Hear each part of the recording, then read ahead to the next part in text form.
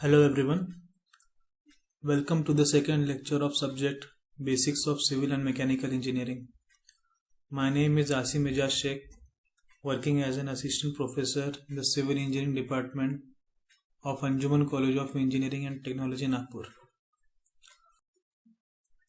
Before starting with the second lecture, let us revise what we have studied in the first lecture of Basics of Civil Engineering. हम लोगों ने पहले lecture में ये 4 point discuss किए थे. पहला था introduction, second was broad discipline और branches of civil engineering, third was scope of civil engineering and last was the role of civil engineering in the infrastructure development of a country.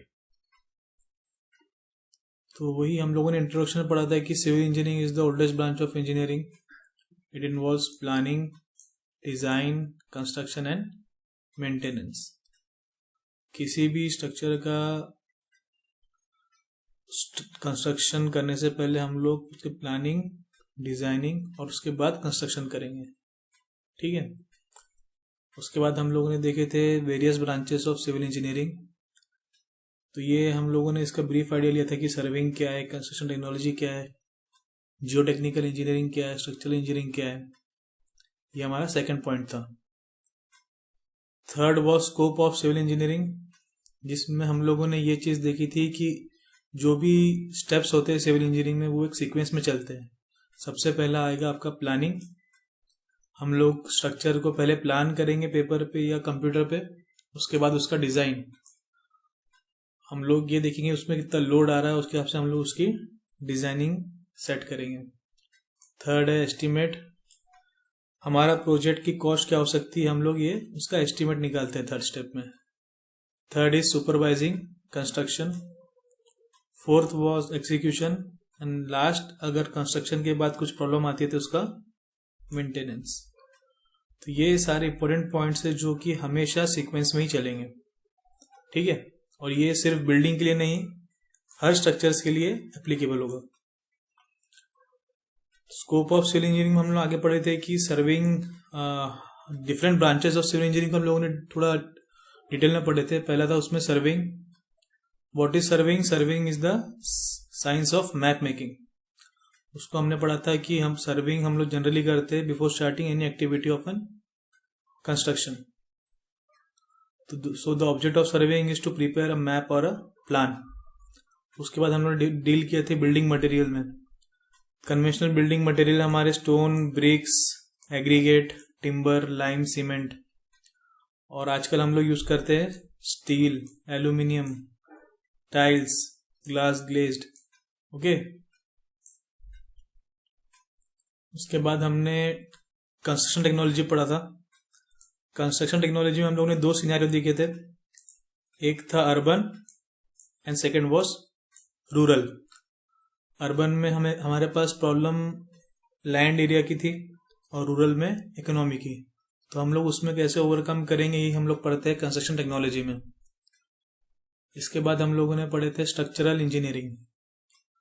Structural engineering जैसे मैंने बताया किसी भी building के construction में उसका second step होता है डिजाइनिंग.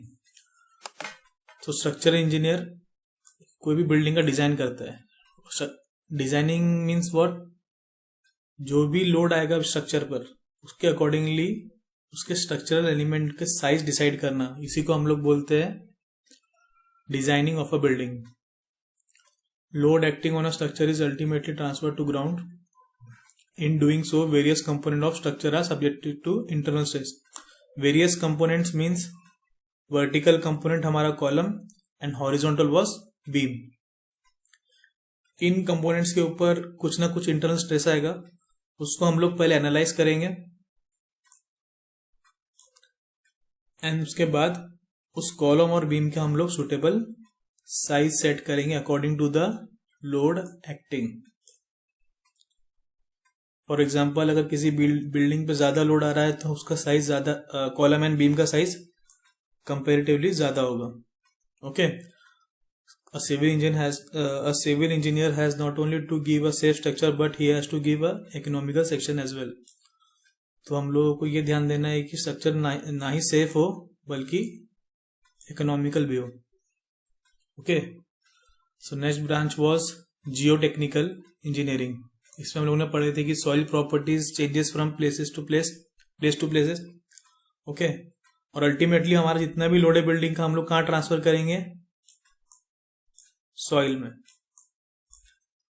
इसके लिए सॉइल की प्रॉपर्टी जानना काफी इंपॉर्टेंट होता है। सो सबसे पहले हम लोग क्या निकालेंगे, सॉइल की safe bearing capacity.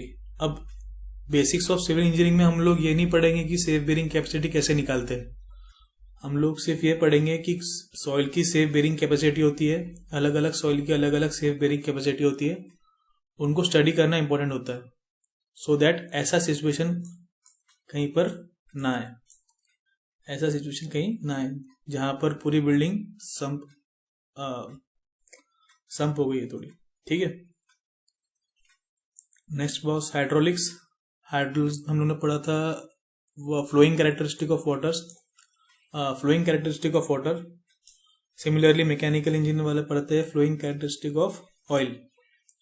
Next is water resources and irrigation in engineering. इसमें हम लोगों ने डिटेल में पढ़े थे कि जो भी वाटर सोर्सेस होते हैं हमारे, या तो सरफेस सोर्स या सब सरफेस सोर्स, उस वाटर को हम लोग कैसे ऑप्टिमम यूटिलाइज करेंगे, यही हमारा था water resources and irrigation engineering. Identifying, planning and building water retaining structures like tanks and dams and carrying store water to the field is known as water resources and irrigation engineering. Next was transportation engineering. इसमें हम लोगों ने 4 modes of transportation देखा था। First was roadways, second railways, then airways and waterways. तो इन चारों mode of transportation में हम लोगों को we have to provide good and economical road for proper planning of this transportation facilities, carrying out traffic survey, design, construction and maintenance of roads, bridges, railways, harbours and airport is known as transportation engineering. इसी में हम लोगों ने नागपुर के double decker का example देखे थे। नागपुर में ये एक डबल डेकर ब्रिज है जो कि सिचुएटेड है छत्रपति स्क्वायर पे। आप लोग और डिटेल में पढ़ सकते हैं नेट पे इसके बारे में। Next branch was environmental engineering. जितना भी पॉल्यूशन से रिलेटेड जो भी हमारा क्वेरीज रहेंगी हम लोग सॉल्व करेंगे एनवायरमेंटल इंजीनियरिंग में। Environmental engineer while taking all this problem provides healthy environment to the public. इसमें आपका सब आ गया, waste water treatment, waste water का डिस्पोजल। ठीक है, आखिरी में था हमारा टाउन प्लानिंग। सिटीज और टाउन के एक्सटेंशन को कैसे प्लान करना, ये हम लोग पढ़ते हैं टाउन प्लानिंग में। ठीक है, और आखिरी लास्ट पॉइंट था हमारा इस लेक्चर का, role of engineer in the infrastructure development. ऊपर जो भी हम लोगों ने ब्रांच के बारे में डिटेल में डिस्कस किए थे वही चीज हम लोगों ने एक हाईलाइट निकाले। फॉर एग्जाम्पल सर्वेइंग में हम लोग पढ़ते हैं measure and map the earth surface. Town planning में पढ़ते हैं हम लोग plan and develop extension of towns and cities. तो ये सारे पॉइंट्स हैं हमारे वेरियस ब्रांचेस के। अगर क्वेश्चन आता है what are the roles of civil engineer in the infrastructure development, तो हम लोग ये सारे पॉइंट्स उसमें नोट डाउन करेंगे। ओके, सो बढ़ते हैं हम लोग हमारे, उससे पहले हम लोग सिलेबस देखते हैं। तो अब तक हमारा सिलेबस कंप्लीट हुआ है यूनिट 1 में बेसिक अंडरस्टैंडिंग। इसमें हम लोगों ने अभी तक पढ़ा है role of civil engineer in the infrastructure development. Okay, second हम लोगों ने पढ़ा है broad discipline of civil engineering. Basically ये सर्वेइंग, एनवायरमेंटल इंजीनियरिंग, ट्रांसपोर्टेशन, ये सब जो हमने पढ़ा था ये है पार्ट हमारा broad discipline of civil engineering का। उसके बाद हम लोगों ने देखा इंपॉर्टेंस ऑफ सिविल इंजीनियरिंग। इस पॉइंट को हम लोग सेकेंड लेक्चर में और डीप में पढ़ेंगे। ठीक है, तो आगे बढ़ते हैं हम लोग। यूनिट 1 का रिमेनिंग पार्ट हम लोग आज कवर करेंगे लेक्चर 2 में। Okay, so let's start with the second lecture.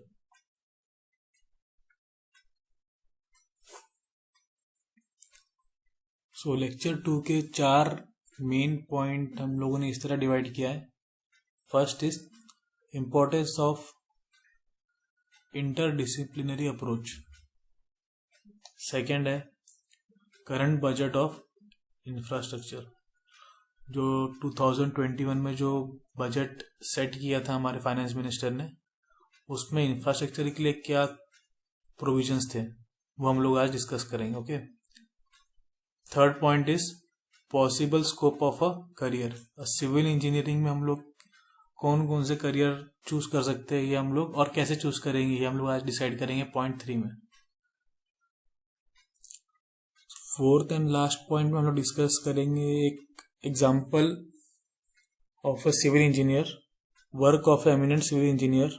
हम ये देखेंगे इस एग्जाम्पल में कि कैसे एक civil engineer important role play करता है किसी भी कंट्री के डेवलपमेंट में। ओके, तो हम लोग आगे बढ़ते हैं। सबसे पहले हम लोग डिस्कस करेंगे आज importance of interdisciplinary approach. So the first topic of today's lecture is importance of interdisciplinary approach. क्या होता है interdisciplinary approach?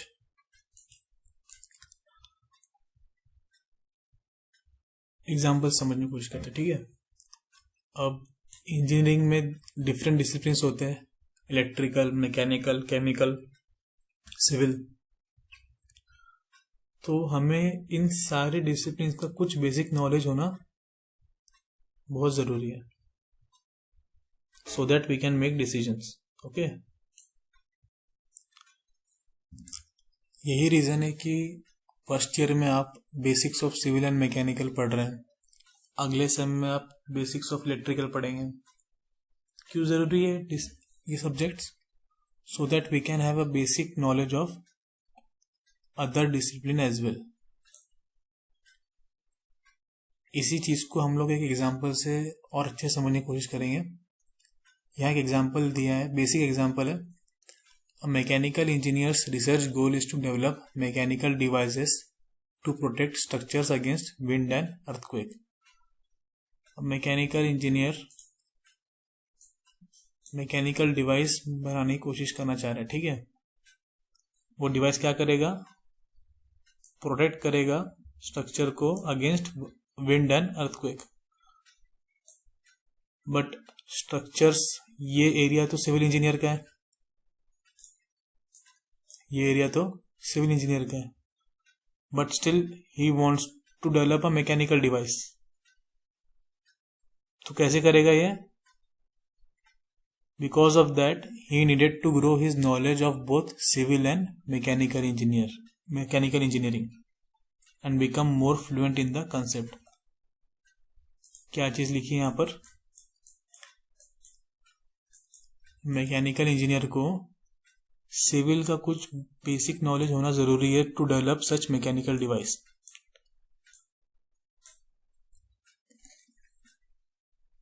जब अर्थक्वेक आता है तो स्ट्रक्चर कैसे बिहेव करेगा, ये तो सिर्फ एक सिविल इंजीनियर ही बता सकता है। तो ये बेसिक नॉलेज इस मैकेनिकल इंजीनियर को जानना बहुत जरूरी है, तभी वो ऐसा मैकेनिकल डिवाइस डेवलप कर सकेगा which can protect structure against wind and earthquake. Typical example है, एक और एग्जाम्पल है आईटी सेक्टर का। आईटी सेक्टर में आपको कोई सॉफ्टवेयर बनाना है जो हेल्प कर रहा है सिविल इंजीनियरिंग या मैकेनिकल इंजीनियरिंग मशीन्स में, तो आप वो सॉफ्टवेयर तभी डेवलप कर सकोगे जो आपको उस स्ट्रीम का, उस डिसिप्लिन का कुछ बेसिक नॉलेज है, तभी आप ऐसा सॉफ्टवेयर डेवलप कर सकोगे। Hence, it is important to have a interdisciplinary approach while working. So what is an interdisciplinary approach? An interdisciplinary approach involves team members from different disciplines working together with the common purpose to set goals, make decisions and share resources and responsibility.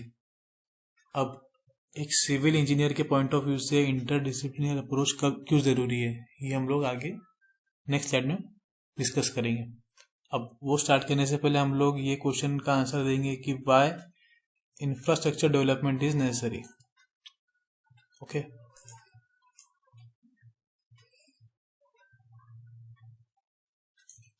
सो हम लोग discuss करने वाले हैं civil engineering के point of view से interdisciplinary approach क्यों ज़रूरी है। तो यहाँ क्वेश्चन दिया हुआ है, why infrastructure development is necessary. If a city और town has a good infrastructure, it satisfies a citizen and he contributes to the development activity of the nation well। अगर किसी भी एरिया का इंफ्रास्ट्रक्चर अच्छा है तो वहाँ के सिटीजन सेटिस्फाई होंगे और they will willingly participate in the development of the nation. Many private entrepreneurs start industry and other economy activities. कोई भी स्टार्टअप कंपनी को क्या चाहिए, एक गुड इंफ्रास्ट्रक्चर, तभी वो अपना 100% देगा कंपनी सेटअप करने पे। Employment opportunities increase and there is all round development. So जब भी कोई एरिया का इंफ्रास्ट्रक्चर डेवलपमेंट होगा तो एम्प्लॉयमेंट अपॉर्चुनिटी इंक्रीज होगी और ओवरऑल सोसाइटी का डेवलपमेंट होगा। नागपुर का एग्जांपल लेते हैं हम लोग। नागपुर में जब अब आज की तारीख में 3 बड़े प्रोजेक्ट चल रहे हैं, metro, over bridge, flyover bridge and third is concrete road. तो अगर ट्रांसपोर्टेशन की फैसिलिटीज डेवलप होगी तो बड़ी बड़ी कंपनियां अपना इंडस्ट्री नागपुर में सेटअप करेंगी। उससे क्या होगा, एम्प्लॉयमेंट अपॉर्चुनिटी इंक्रीज होगा। सो सब इंफ्रास्ट्रक्चर डेवलपमेंट पर इंटरलिंक है, डिपेंडेंट है। So the infrastructure development of a society is very much important. ठीक है, अब हम लोग आगे बढ़ते हैं। By interdisciplinary approach is important in the civil engineering sector.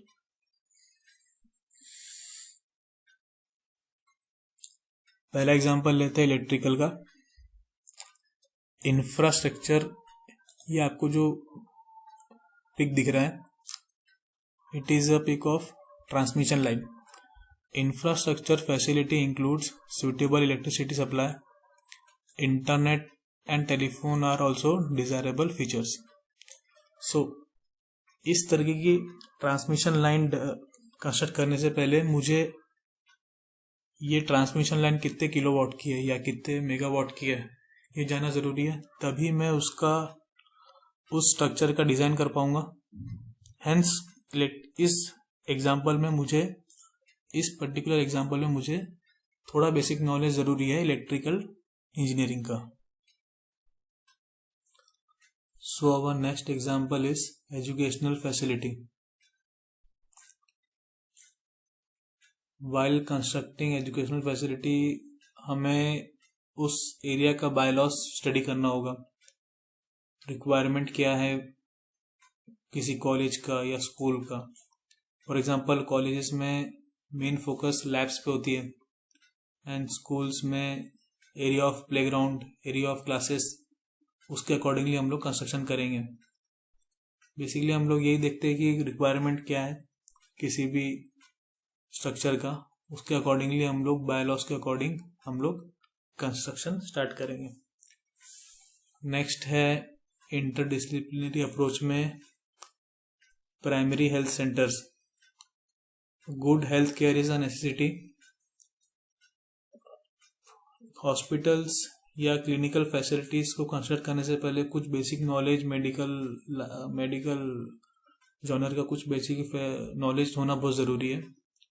For example ऐसे कई मशीन्स हॉस्पिटल्स में होते हैं जो हार्मफुल वेव्स एमिट करती है, तो उन वेव्स को कैसे हम लोग कंटेन कर सकते हैं बाय कंस्ट्रक्टिंग हार्डकोर स्ट्रक्चर्स। यही होता है हमारा स्टडी बिफोर कंस्ट्रक्टिंग अ हॉस्पिटल। इसके लिए मुझे उस मेडिकल इक्विपमेंट का नॉलेज होना बहुत ज़रूरी है। ठीक है, so to sum up, hence there is a need for civil engineer to interact with following people and plan the civil engineering infrastructure facilities। पहला है आर्किटेक्ट एंड टाउन प्लानर्स।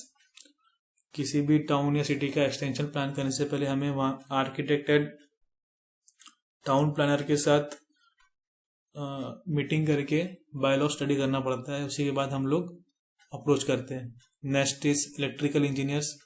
मैंने पहले एग्जांपल में बताया ट्रांसमिशन लाइन का.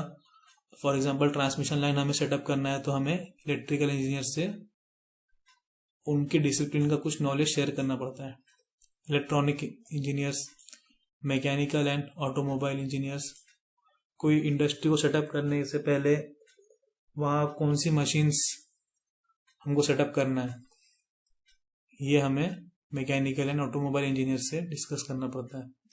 Similarly while constructing a hospital we need to have a interdisciplinary knowledge of medical field as well.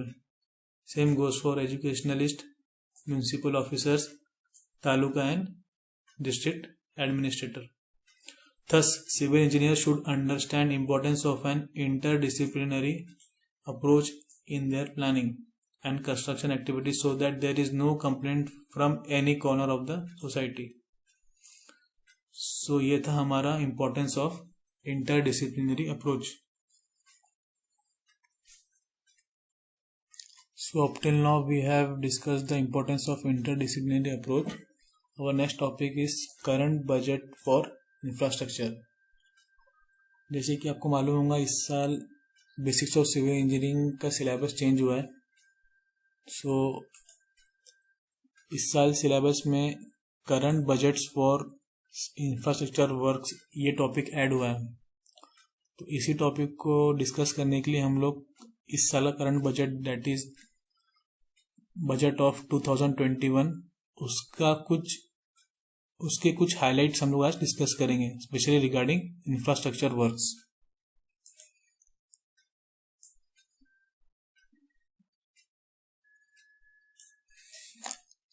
उसमें सबसे पहला पॉइंट है vehicle scrapping policy.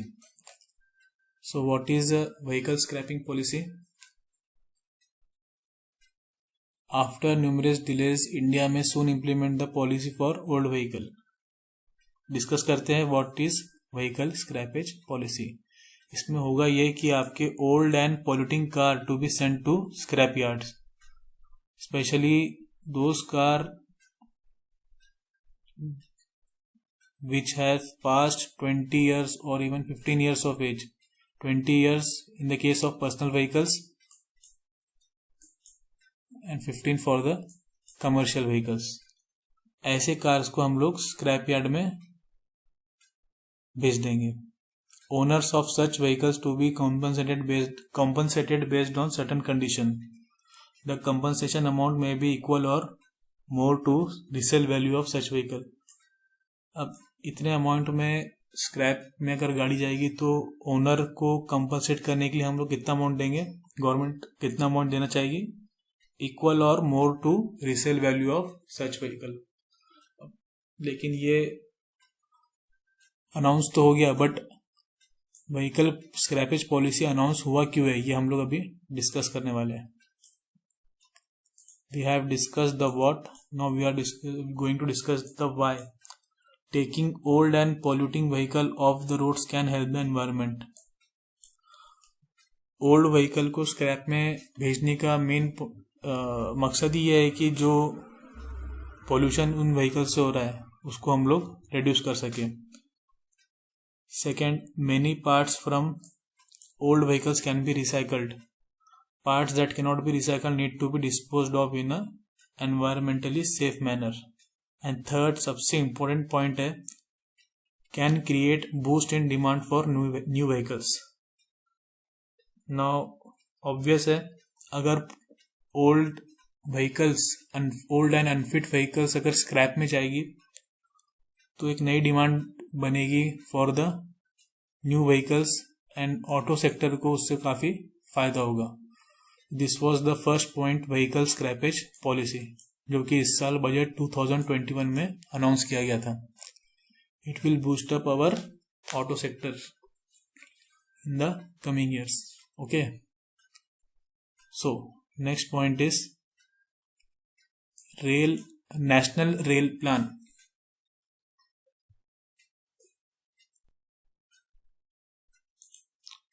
National Rail Plan created to bring future ready railway system by 2030। तो ये national rail plan इसलिए लाया गया था so that there could be major advancement in the area of railway system by the year 2030। By the year 2030। So इसमें की highlights क्या है हमारे? सबसे इम्पोर्टेंट फोकस जो रहेगा इस बार नेशनल रेल प्लान में वो रहेगा make in India, manufacturing of Indian railways. तो मेन फोकस जो है वो रहेगा हमारा मेक इन इंडिया। जो भी रेल ट्रेन के पार्ट्स है या फिर जो भी रेल ट्रैक्स में जो भी पार्ट्स यूज होते हैं सब हम लोग कोशिश करेंगे कि कहाँ बने, इंडिया में ही हम लोग उसका मैन्युफैक्चरिंग करें। It will not only boost up the railways but also the manufacturing sector of the country. Second है capacity enhancement and congestion reduction. Now obviously जब कैपेसिटी अगर किसी ट्रेन की कैपेसिटी अगर हम लोग इंक्रीज करेंगे तो ऑटोमेटिकली कंजेशन भी रिड्यूस हो जाएगा। एनहांस्ड कस्टमर सर्विसेज, आप लोग यूज करते होंगे IRCTC ऐप, तो उसका और advance version enhanced customer service by the year 2030 government plan कर रही है अप्लाई करने के लिए। Next is introducing new technologies in railways. Then there are other points as well: land and railway infrastructure, track modernization, renewal of tracks. ये सारे points है की issue for national rail plan 2030। अब आपको ये सारे पॉइंट्स याद करने की जरूरत नहीं है। You just remember that national rail plan created to bring a future ready railway system by 2030। आप बस ये ईयर याद रखिए and the name of the plan that is national rail plan. ये सारे पॉइंट्स अगर याद रहते तो well and good, but exam point of view से आपको बस ये लाइन याद रखना है दैट नेशनल बजट में एक नेशनल रेल प्लान क्रिएट किया गया है so that we can bring future ready railway system by 2030। Okay, similarly vehicle scrapping policy में आप बस ये याद रखिए, it is a policy to phase out old and unfit vehicles. All vehicle to undergo fitness test in automated fitness center. ये automated fitness center government setup करेगी। Okay. All the vehicle to undergo fitness test in automated fitness center every 20 years for personal vehicle and every 15 years for commercial vehicles. बस ये line बहुत important है, ठीक है। Similarly ये एक line काफी इंपॉर्टेंट है इसमें। Next budget highlights are highway and road works announced in Kerala, Tamil Nadu, West Bengal and Assam. इन सारे स्टेट्स में हाईवे एंड रोड वर्क का अनाउंसमेंट किया गया है। देन ये काफी इंपॉर्टेंट पॉइंट है, 100% electrification of railways to be completed by 2023। अभी जो भी बचे हुए रेलवेज है जो डीजल पे चल रही है उनको भी रिप्लेस करेंगे। 100% इलेक्ट्रिफिकेशन होगा रेलवेज का बाय द ईयर 2023। ओके, तो रेल का 2 पॉइंट आ गया हमारे पास। First is national rail plan and second is 100% electrification of railways to be completed by 2023। So the next key highlight is metro services announced in 27 cities. 27 cities में metro services announce किया गया, ठीक है। Plus additional allocation for Kochi metro, Chennai metro, Bengaluru metro, Nashik and Nagpur metro. ठीक है, नागपुर का यहाँ हमारा क्या दिया गया नागपुर के लिए, प्लस एडिशनल एलोकेशन। आपको you may know that Nagpur metro का काम काफ़ी दिनों से चालू है, बट इस बजट में 2021 के बजट में एडिशनल एलोकेशन दिया गया है नागपुर मेट्रो में। तो नागपुर मेट्रो का फेज़ 1, फेज़ 2, फेज़ 3 इसके एडिशनल एलोकेशन को ग्रांट मिल चुकी है इस बजट में। ओके,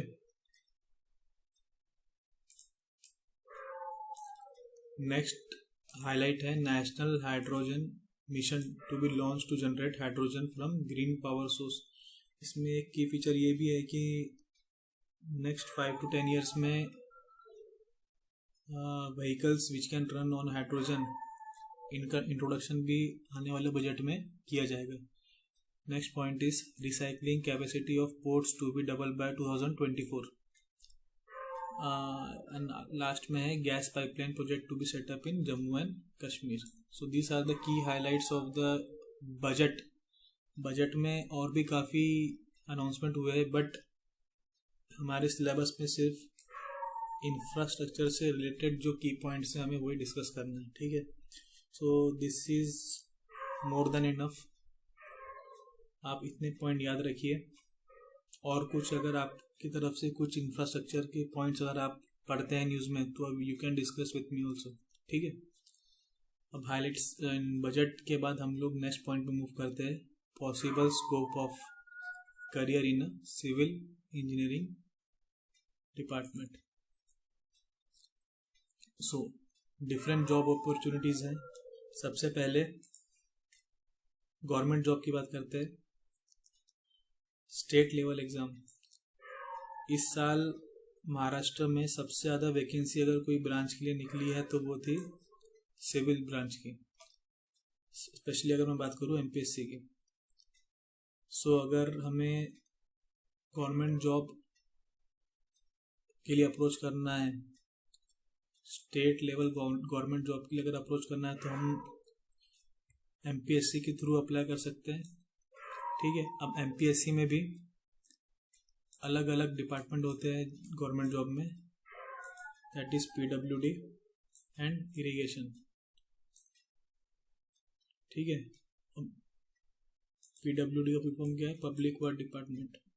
सो एमपीएससी में 3 फेज होता है। पहले प्री एग्जाम होता है, ठीक है, पहले प्री एग्जाम होता है, देन मेंस एग्जाम होगा, उसके बाद आपका इंटरव्यू। सो 3 फेज में चलेगा ये, पहला प्री, देन मेंस, देन आपका इंटरव्यू। ओके, तो सबसे पहले एमपीएससी वैकेंसी पुटअप करेगी, an number of vacancy put up करेगी, देन पहला एग्जाम जो होगा वो हमारा प्री एग्जामिनेशन होगा।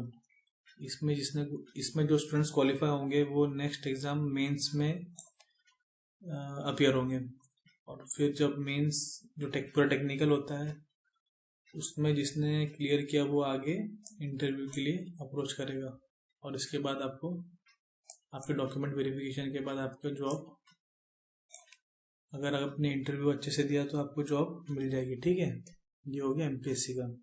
Similarly for central level exams, UPSC, railway, CPWD, इनका अप्रोच थोड़ा अलग होता है, बट मोर और लेस यही एग्जाम होते हैं, pre, mains and interview. Then we have private sector.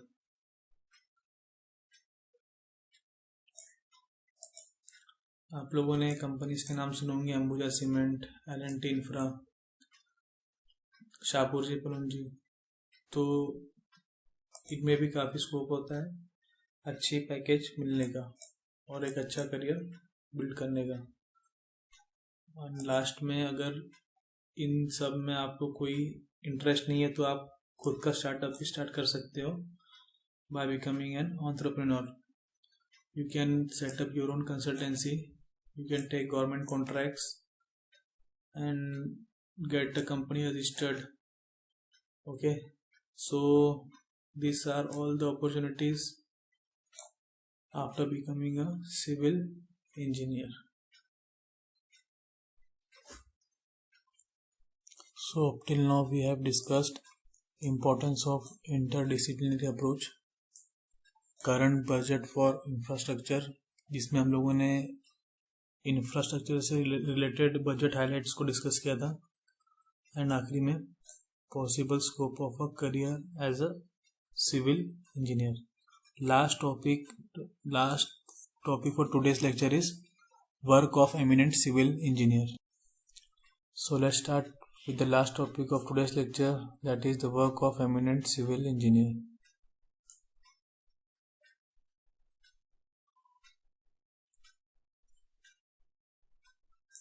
So we are going to discuss today about E. Sridharan, born on 12 June 1932 in the Palakkad district of Kerala,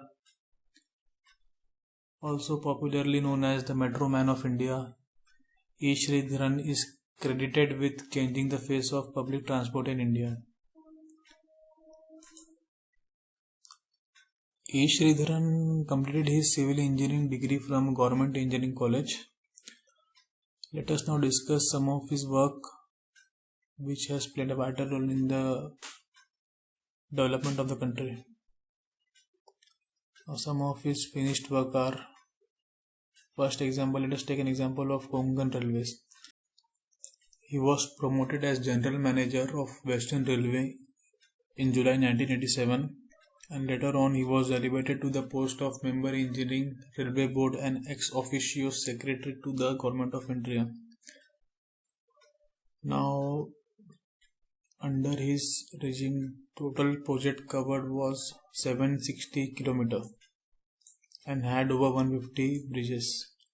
Now we are talking about the year 1987, 1989, early 90s. Okay. So also at that time, a public sector project could be completed without significant cost, and the time overrun was considered an achievement by many. Not only he completed the project in given budget, but also completed on the target date. Okay, let's take the second example, Delhi Metro. He was made the managing director of Delhi Metro Rail Corporation by the then Delhi Chief Minister Sahib Singh Verma in the mid 1997. All the scheduled section, this is important, all the scheduled section were completed by their target date on or before and within their respective budget, which in itself is a big thing. He was particularly known for isolating his project from political pressures and influences and winning political commitment for fast execution of projection. After serving 16 years with Delhi Metro, Sridharan retired from the service on 31st January 2011. We all know that Delhi Metro is a benchmark for all the metros of the country, and he has played a vital role in making Delhi Metro what it is now. Okay, now here is some spelling mistake. This is not Delhi Metro, this is about Kochi Metro Rail. Okay. After his retirement from Delhi Metro, Sridharan has been appointed as principal advisor to Kochi Metro Rail project. Kochi Metro was unveiled on 17 June 2017. The unveiling of Metro was considered a landmark event in India in terms of completion time, control system used, and initiatives such as employing transgender people, vertical gardens respecting migrant laborers, and use of solar power. So in each of his project, he was credited for not only completing the project on given time, but also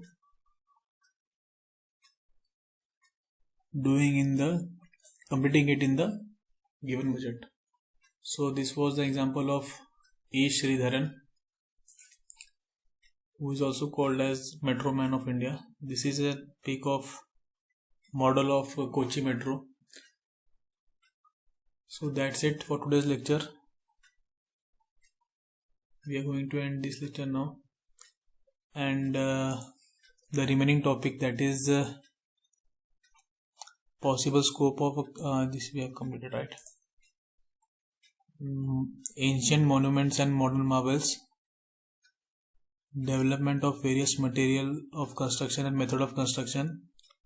These two topics we will discuss in the upcoming lecture. Thank you.